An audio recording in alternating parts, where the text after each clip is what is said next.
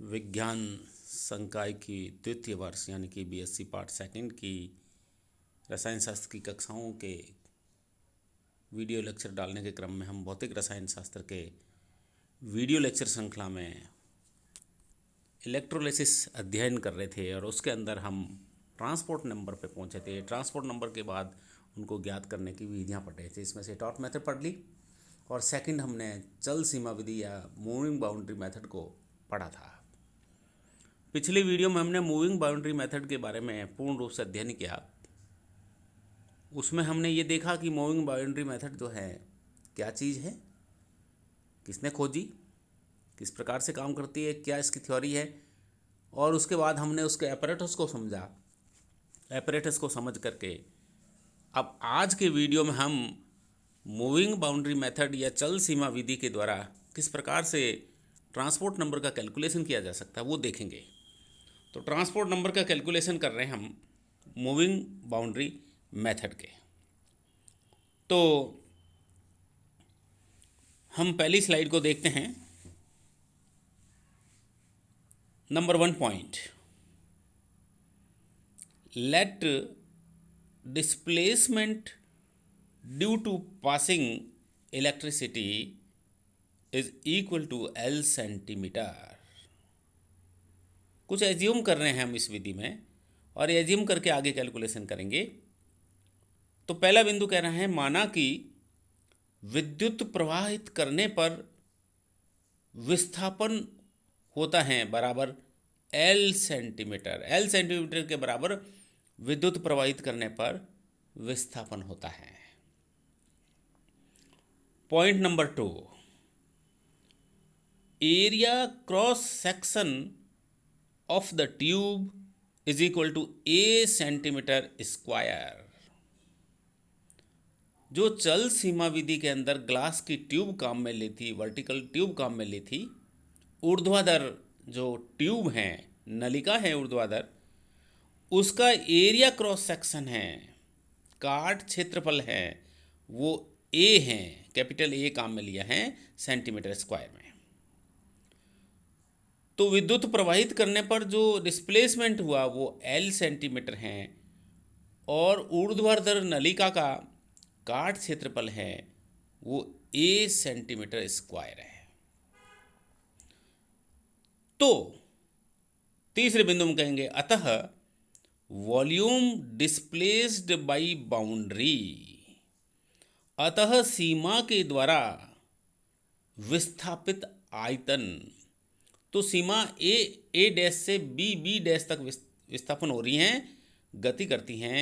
तो इस के अंदर कितना आयतन डिस्प्लेस हुआ है, that is L into A centimetre cube.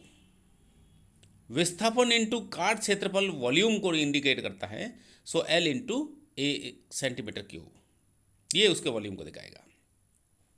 Point number 4, suppose concentration of HCl used is equal to C gram equivalent पर लीटर। माना कि प्रयुक्त हाइड्रोक्लोरिक एसिड की सांद्रता बराबर C ग्राम तुल्यांक पर प्रति लीटर है। 1 लीटर में C ग्राम तुल्यांक हाइड्रोक्लोरिक एसिड की सांद्रता है। तो ये 4 पॉइंट हमने एज्यूम किए हैं, 2-3 पॉइंट जिससे एक पॉइंट निकला है कि डिस्प्लेसमेंट इलेक्ट्रिसिटी पास करने से L सेंटीमीटर होता है और नलिका जो है ऊर्ध्वाधर नलिका का काट क्षेत्रफल अगर A है तो displacement volume due to boundary वाले है वो L इंटू A होगा। और जो हाइड्रोक्लोरिक एसिड ऊर्ध्वाधर वर्टिकल नलिका ली है उसमें ऊपर के भाग में जो कि लिया गया है, जहाँ प्लेटिनम इलेक्ट्रोड डाला गया था, उस हाइड्रोक्लोरिक एसिड की सांद्रता C ग्राम तुल्यांक पर लीटर है। देयरफॉर, अतः the number of gram equivalents of hydrogen ions, कौन से हाइड्रोजन आयन की ग्राम तुल्यांक की संख्या carried towards the cathode, cathode की तरफ जाने वाले हाइड्रोजन आयन की ग्राम तुल्यांक की संख्या, और दूसरे शब्दों में हम कह सकते हैं amount of HCl in the displaced volume, विस्थापित आयतन में हाइड्रोक्लोरिक अम्ल की मात्रा, और वो क्या हो जाएगा बराबर L into A into C upon 1000 gram equivalent. कितने हाइड्रोजन आयन जो हैं कैथोड की तरफ गति करें हैं वो है L into A into C upon 1000 gram तुल्यांक, ये गति करें। Next slide. अब लेते हैं, चूंकि since 1 gram equivalent hydrogen ions carries current is equal to 1 Faraday, चूंकि 1 ग्राम तुल्यांक हाइड्रोजन आयन विद्युत प्रवाहित करते हैं, ले जाते हैं, बराबर 1 फैराडे, 1 फैराडे के बराबर विद्युत का प्रवाह करते हैं 1 ग्राम तुल्यांक हाइड्रोजन आयन। तो 1 ग्राम तुल्यांक हाइड्रोजन आयन 1 फैराडे के विद्युत का प्रवाह करते हैं।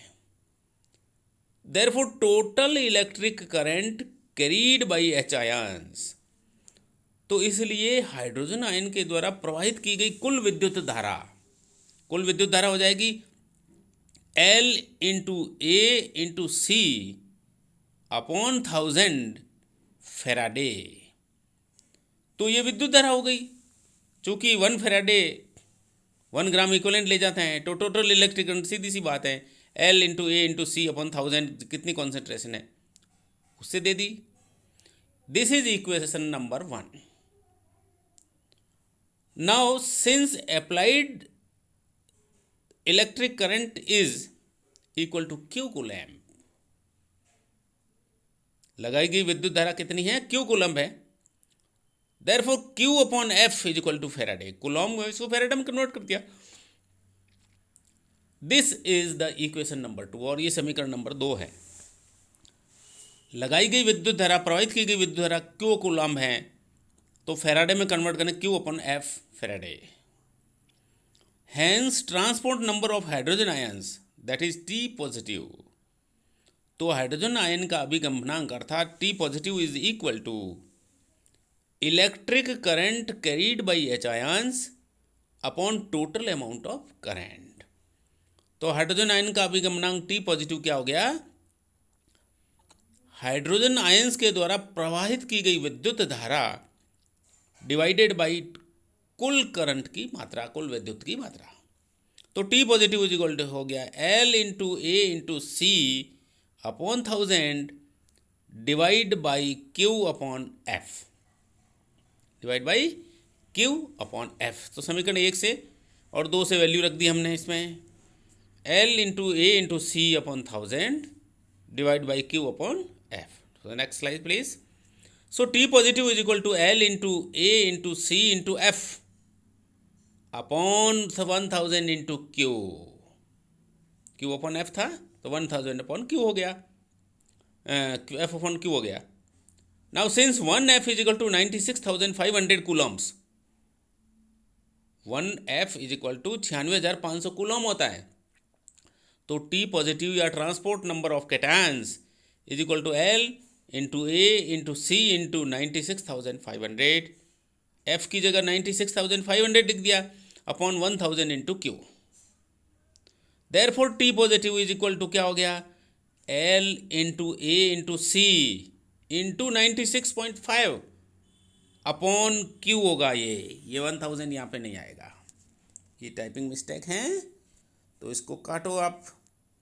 तो यहाँ पे जब आपने ये 96,500 की बजाय 96.5 लिखा है तो यहाँ पे ये नहीं होगा, तो ये क्या हो जाएगा, L into A into C into 96.5 upon Q, यही होगा ये इस वाली इक्वेशन में। Since Q is equal to IT, तो Q की जगह IT की वैल्यू रख दो, तो T positive is equal to L into A into C into F, ये वाली इक्वेशन है। तो सीधी सी बात है कि ये इक्वेशन जो है हमने यहाँ ले ली और Q की जगह हमने जो है वैल्यू ये रखी हैं। तो L into A into C into F upon 1000 into I T, और ये जो समीकरण है हमारी, ये ट्रांसपोर्ट नंबर का मान देती हैं। तो इस प्रकार से इस समीकरण के द्वारा हम किसी भी माइग्रेट करने वाले आयंस की ट्रांसपोर्ट नंबर ज्ञात कर सकते हैं। धन्यवाद।